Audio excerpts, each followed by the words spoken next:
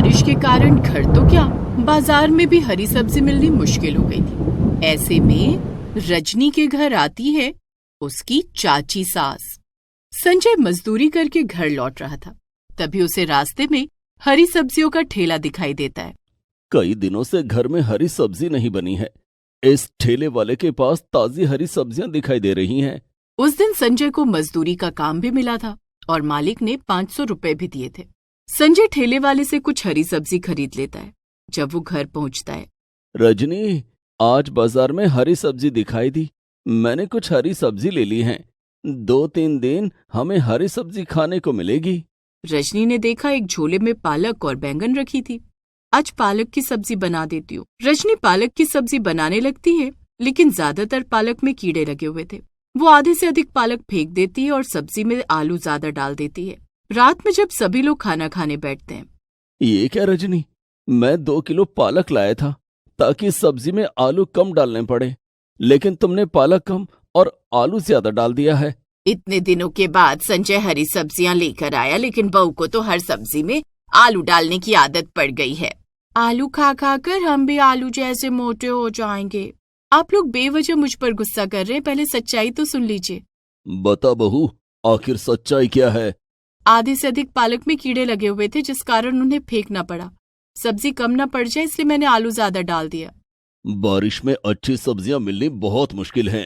आज मुझे काम करके 500 रुपए मिले थे। मैंने 200 रुपए की सब्जियां खरीद ली। एक तो इतनी महंगी सब्जी, उस पर से सड़ी हुई। फिर न जाने कब काम मिलेगा और हरी सब्जी खरीद पाऊंगा। वैसे भी बारिश के मौसम में काम मुश्किल से मिल पाता है। आप चिंता मत कीजिए, मैंने सोच लिया है अपने आंगन में कुछ हरी सब्जियां लगाऊंगी।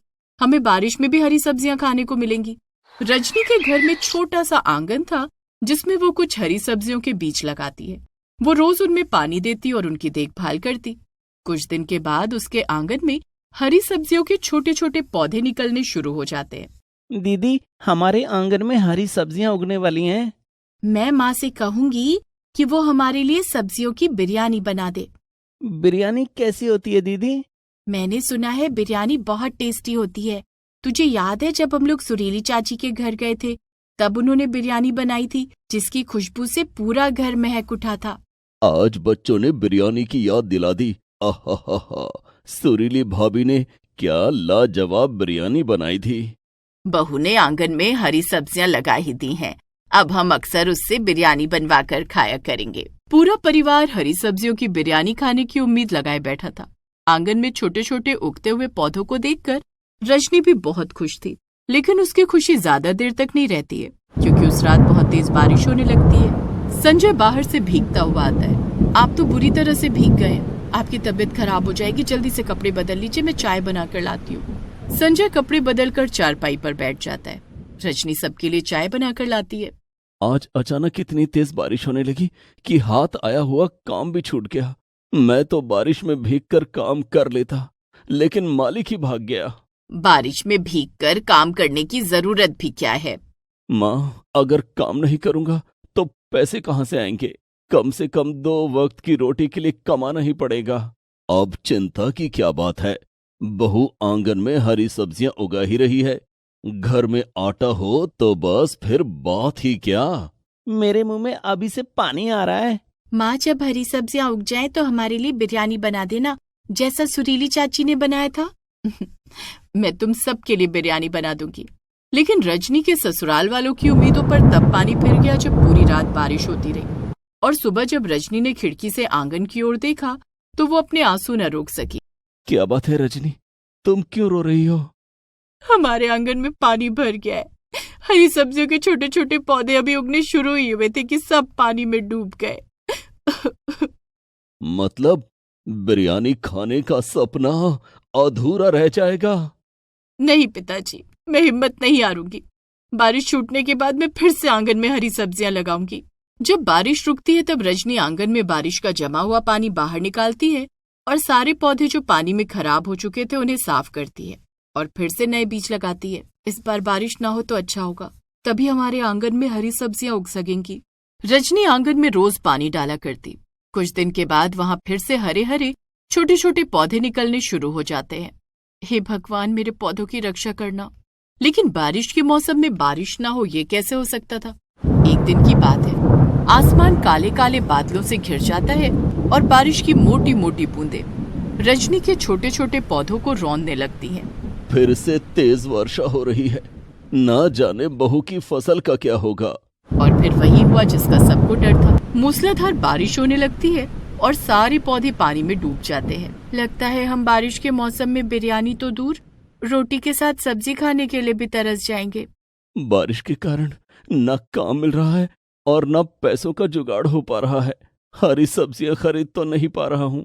सोचा था अपने आंगन में हरी सब्जियां उगाएंगी। मौसम से भी हमारी खुशियां नहीं देखी जा रही हैं। जैसी सब्जियां उगने को होती है, तेज वर्षा उन्हें बर्बाद कर देती है। वैसे आज तुमने खाने में क्या बनाया है माँ? राजू बेटे, आज मैंने रोटी के साथ लहसुन की चटनी बनाई है। ये भी कोई खाना है? भला लहसुन की चटनी के साथ रोटी कैसे खाई जाएगी? कम से कम दाल तो बना देती। राजू बेटे, घर में आटे के अलावा और कुछ नहीं है। राजू बेटे, कल जैसे ही बारिश छूटेगी मैं काम पर जाऊंगा और शाम को लौटते वक्त दाल और सब्जी लेकर आऊंगा। आज तू लहसुन की चटनी के साथ रोटी खा ले। संजय के समझाने पर राजू किसी तरह चटनी के साथ एक रोटी खाता है। दूसरे दिन संजय काम पर तो जाता है, लेकिन पूरे गांव में पानी भरा होता है। आज तो कोई भी अपने घर से बाहर निकलने के लिए तैयार नहीं है। काम मांगू भी तो किससे? इधर रजनी अपने आंगन में जाती है तो वहाँ बहुत पानी भरा होता है। अब तो आंगन में सब्जियां उगाना दिन में सपना देखने जैसा है। हर बार मेरी मेहनत बेकार जाती है। वो आंगन से पानी बाहर निकाल कर वापस घर आ जाती है। तभी उसे एक आवाज सुनाई देती है, रजनी बाऊ, ओ रजनी बाऊ। रजनी देखती है कि उसके सामने उसकी चाची सास सुरीली खड़ी थी। अरे चाची जी, आप आइए ना। रजनी सुरीली को चारपाई पर बिठाती है और पानी ला कर देती है। घर के सभी सदस्य सुरीली से बातें करने लगते हैं। सुरीली भाभी, संजय के बाबा तो आपके हाथ की बिरयानी का स्वाद अभी तक नहीं भूले। हाँ भाभी, आपने क्या बिरयानी बनाई थी, अभी तक उसका स्वाद जुबान पर है। क्यों, बहू को बिरयानी बनानी नहीं आती है क्या? ऐसी बात नहीं है भाभी, बहू को सब बनाना आता है, लेकिन आप तो जानती हैं कि बारिश के मौसम में हरी सब्जियां मिलती कहाँ हैं। उस पर से संजय का काम भी मंदा चल रहा है। हमने भी तो गरीबी में अपना घर संभाला है। मैं तो अपने ससुराल वालों को रोज उनकी पसंद का खाना खिलाया करती थी। आपके भैया मुझे जो पैसे देते थे उसमें से मैं थोड़ा थोड़ा बचा कर रखती थी, जो बारिश के दिनों में सब्जी खरीदने के काम आते थे। लेकिन आजकल की बहुओं को तो घर चलाना ही नहीं आता है। 2 पैसे जोड़कर रखना इनके बस की बात कहाँ। ऐसी बात नहीं है चाची जी, मैं अपने ससुराल वालों को रोज उनकी पसंद का खाना तो नहीं खिला सकती, पर मैं वादा करती हूँ कि आज मैं सबके लिए बिरयानी जरूर बनाऊंगी। कैसे बनाएगी? क्या घर में हरी सब्जी है? नहीं चाची जी, हरी सब्जी तो नहीं है, लेकिन मैं बाजार से हरी सब्जी ले आऊंगी। रजनी घर से निकल जाती है। आज तो चाची जी ने मेरे संस्कारों पर सवाल उठा दिया है। आज मैं सबको हरी सब्जी की बिरयानी बनाकर खिलाऊंगी। रजनी सब्जी की तलाश में निकल जाती है, लेकिन उसके पास ना तो पैसे थे और ना ही उसे कहीं सब्जी दिखाई पड़ती है। दूर दूर तक सड़क पर पानी भरा होता है, लेकिन एक जगह पर उसे कटहल का पेड़ दिखाई देता है जिसमें ढेर सारे कटहल लगे होते हैं। उस पेड़ पर कितने सारे कटहल लगे हुए हैं, लेकिन पेड़ तक पहुंचूंगी कैसे? उसके चारों तरफ तो पानी भरा है। रजनी थोड़ी देर सोचती है, फिर वो हिम्मत करके पानी में बढ़ जाती है और कटहल के पेड़ तक पहुंच जाती है। वो पेड़ पर चढ़कर 4 कटहल तोड़ लेती है। चारों कटहल लेकर वो घर जाने लगती है। उसे रास्ते में एक ग्राहक मिलता है। बाबूजी, कटहल खरीदोगे? बहुत रसीले और स्वादिष्ट हैं। वो ग्राहक रजनी से 2 कटहल खरीद लेता है, जिसके बदले में वो उसे 50 रुपए देता है। उस पैसे से वो बिरयानी बनाने का सामान खरीदती है और घर आती है। वो रसोई में जाकर दोनों कटहल को काटती और बिरयानी बनाने लगती है। आज तो रसोई से बिरयानी की खुशबू आ रही है। लगता है माँ बिरयानी बना रही है। चाहे जितनी भी मेहनत कर ले, लेकिन मेरे जैसी बिरयानी नहीं बना पाएगी। भाभी, कम से कम आज हमें बिरयानी का स्वाद तो चखने को मिलेगा। रात हो जाती है। रजनी कटहल बिरयानी बनाकर तैयार कर लेती है और सबके लिए खाना लगाती है। मैं पहली बार कटहल बिरयानी खा रहा हूँ। ये तो वेज बिरयानी से भी ज्यादा टेस्टी है। हाँ, सचमुच में कटहल की बिरयानी बहुत लाजवाब बनी है। क्यों सुरीली भाभी? रजनी के हाथों की बनी स्वादिष्ट कटहल बिरयानी खाकर सुरीली भाभी की बोलती बंद हो जाती है। पूरा परिवार उस दिन रजनी के हाथों की बनी कटहल बिरयानी की तारीफ करते नहीं थक रहा था।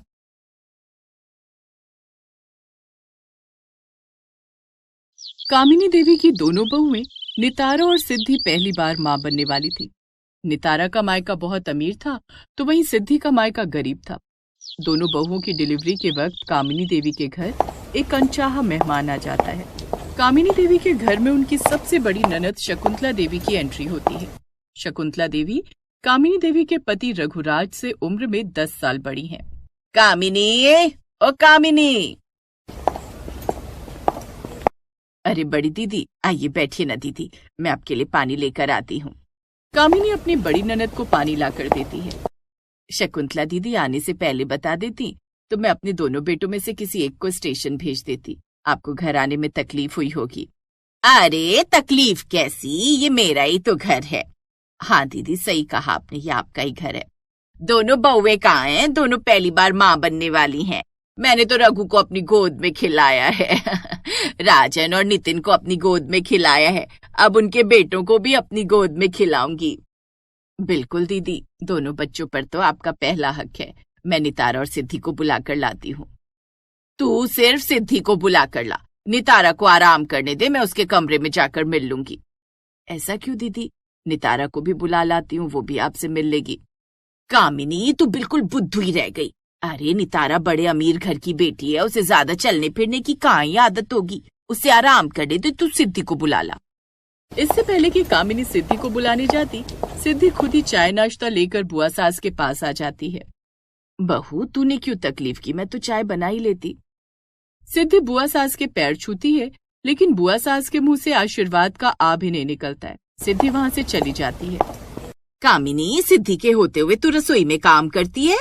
दीदी, सिद्धि पहली बार माँ बन रही है ना, अब 9वां महीना लग गया है। डॉक्टर ने कहा है कि लेबर पेन कभी भी हो सकता है, इसलिए मैंने उसे काम करने से मना किया था। गर्भवती औरत जितना ज्यादा काम करेगी उसका बच्चा उतना ही स्वस्थ होगा। हाँ दीदी, ये बात तो नितारा पर भी लागू होती है ना? नहीं, नितारा अमीर घर की बेटी है, उसके घर में नौकर चाकर हैं, उसे घर का काम करने की आदत कहाँ होगी। उसे तो आराम करने दिया कर, सिद्धि से घर के सारे काम कराया कर। लेकिन दीदी, लेकिन क्या, अब मैं आ गई हूँ ना, तू देखती जा मैं कैसे सिद्धि से काम निकलवाती हूँ। बड़ी बुआ चाय नाश्ता करके अमीर गर्भवती बहू के कमरे में जाकर उससे मुलाकात करती है। उसके बाद वो सिद्धि के पीछे पड़ जाती है। सिद्धि बहू, आज रात के खाने में क्या बना रही हो? बुआ जी, पनीर की सब्जी, दाल तड़का और चावल बना रही हूँ। पनीर की सब्जी के साथ पूरियां बना ले और दाल तड़का के साथ पुलाव और साथ में बेसन का हलवा भी बना लेना। ठीक है बुआ जी। और सुन, मैं गांव से पालक लेकर आई हूँ, अभी सबके लिए पालक के पकौड़े बना दे। ठीक है बुआ जी। दीदी, इतना काम? तू चुप कर, तू देखती जा कैसे सिद्धि सारे काम मिनटों में कर लेगी, उसे काम करने की आदत होगी। सिद्धि सबके लिए पालक के पकौड़े बनाती है, उसके बाद रात का खाना बनाती है। सबको खाना खिलाने के बाद जूठे बर्तन धोने की जिम्मेदारी भी बुआ जी उसे ही थमा देती है। बेचारी सिद्धि थक कर चूर हो जाती है और बिना खाए बिस्तर पर गिर जाती है। सिद्धि, क्या हुआ तुम्हें? कुछ नहीं, बस बहुत थकान लग रही है। आज बुआ जी ने तुमसे बहुत काम करवाया है, तुम चिंता मत करो, मैं माँ से बात करता हूँ। नितिन जाकर कामनी से कहता है कि घर का सारा काम सिद्धि से ना करवाया जाए। तू तो बीवी का गुलाम बन गया है। जब हमारे पेट में बच्चा था तब हम घर के सारे काम मिनटों में निपटा दिया करते थे। तेरी बीवी कहाँ की महारानी है कि उससे जरा सा काम नहीं होता है? बुआ जी, मेरा मतलब था कि जब घर में इतने लोग हैं तो सब मिल बांट कर काम कर लेते। अकेले सारा काम करने से सिद्धि की तबीयत खराब हो गई है। हमें अच्छे से पता है कि कौन क्या काम कर सकता है, औरतों के मामले में तू बीच में मत बोल। अब बुआ जी रोज सिद्धि को घर के कामों के अलावा नए नए काम बताते। धीरे धीरे दिन बीत रहे थे। एक दिन अचानक नितारा के पेट में दर्द होने लगा। राजन नितारा को एक महंगे अस्पताल में ले जाता है, जहां वो एक बेटे को जन्म देती है। नितारा अभी अस्पताल में ही थी कि तभी घर में सिद्धि को भी लेबर पेन होने लगता है। घबराओ मत सिद्धि, मैं तुम्हें उसी अस्पताल में ले चलता हूँ जहाँ भाभी एडमिट हैं। सिद्धि को महंगे अस्पताल में ले जाने की क्या जरूरत है? घर के बगल में सरकारी अस्पताल है, वहाँ भी डिलीवरी होती है, वहीं ले जा। बुआ जी, आपको तो पता ही है कि सरकारी अस्पताल में पेशेंट के साथ कैसे बर्ताव होता है। गरीबों को सरकारी अस्पताल में इलाज कराने की आदत होती है। शादी से पहले इसने कौन सा किसी महंगे अस्पताल में इलाज कराया होगा? बुआ जी जिद करके सिद्धि की डिलीवरी सरकारी अस्पताल में करवाती हैं। दोनों बहुएं अपने अपने बच्चे को लेकर घर आती हैं। कामिनी जा आरती की थाली ले आ, नितारा और उसके बेटे का स्वागत मैं करूंगी। कामिनी आरती की थाली लेकर आती है। बुआ जी नितारा और उसके बेटे की आरती उतार कर स्वागत करती हैं। नितारा घर के अंदर आ जाती है। उसके पीछे सिद्धि अपने बेटे को लेकर घर आती है, लेकिन बुआ जी उसका स्वागत नहीं करती हैं। कामिनी आरती की थाली पूजा वाली जगह पर रख दे। लेकिन दीदी, सिद्धि का बेटा भी तो इस घर का पहला पोता है, उनकी आरती नहीं उतारेंगी? अरे इनकी आरती उतार कर क्या करेगी, चल घर में चल, नितारा के बेटे की मुंह दिखाई करनी है। बुआ जी नितारा के कमरे में जाती हैं। वो नितारा के बेटे के हाथ में एक सोने की चेन देती हैं। नितारा बहू, ये सोने की चेन तेरे बेटे के गले में बहुत सुंदर लगेगी।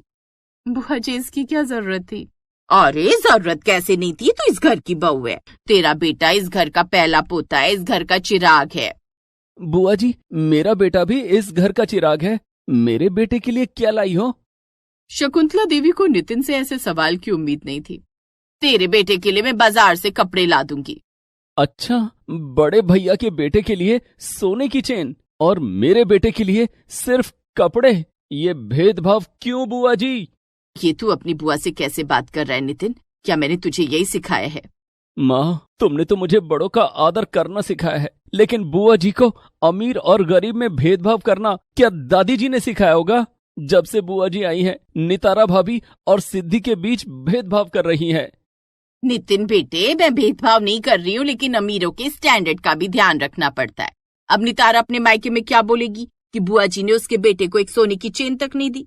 रही सिद्धि की बात, तो उसने अपने मायके में सोने के गहने कभी देखे भी नहीं होंगे। ठीक है बुआ जी, आपको जो ठीक लगे वो आप करो। नितिन उसी समय बाजार जाता है और अपने बेटे के लिए एक सोने की चेन लाता है और उसके गले में पहना देता है। आपने बुआ जी की बातों को दिल पर ले लिया नितिन, इतने पैसे खर्च करने की क्या जरूरत थी? सिद्धि, मैं अपने बेटे को कभी कोई कमी नहीं महसूस होने दूंगा। उसे ये नहीं लगना चाहिए कि उसके साथ गलत हुआ है। दूसरे दिन बुआ जी बाजार से कुछ कपड़े लाती हैं, लेकिन वो दो तरह के कपड़े लाती हैं। नितारा के बेटे के लिए मॉल से महंगे कपड़े और सिद्धि के बेटे के लिए छोटी सी दुकान से सस्ते कपड़े। वो दोनों बहुओं को कपड़े देती हैं। बुआ जी, ये कपड़े बहुत सुंदर हैं, बहुत महंगे लग रहे हैं। मेरे जिगर के टुकड़े के सामने ये कुछ भी नहीं।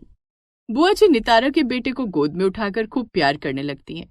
वहीं सिद्धि बुआ जी के लाए कपड़ों को देखकर मन ही मन सोचती है, सस्ते ही सही, लेकिन बुआ जी इतने प्यार से मेरे बेटे के लिए कपड़े लाई हैं। बुआ जी का इस तरह से दोनों बच्चों में भेदभाव करना घर के सदस्यों को बुरा तो लग रहा था, लेकिन सब उनकी उम्र और रिश्ते का लिहाज कर रहे थे, इसलिए कोई उनसे कुछ नहीं बोल रहा था। ऐसा क्या करूं कि बुआ जी अपने घर चली जाएं? आप ऐसा क्यों सोच रहे हैं? आखिर ये घर बुआ जी का भी है। तुम नहीं देख रही वो कैसे दोनों बच्चों में फर्क कर रही हैं?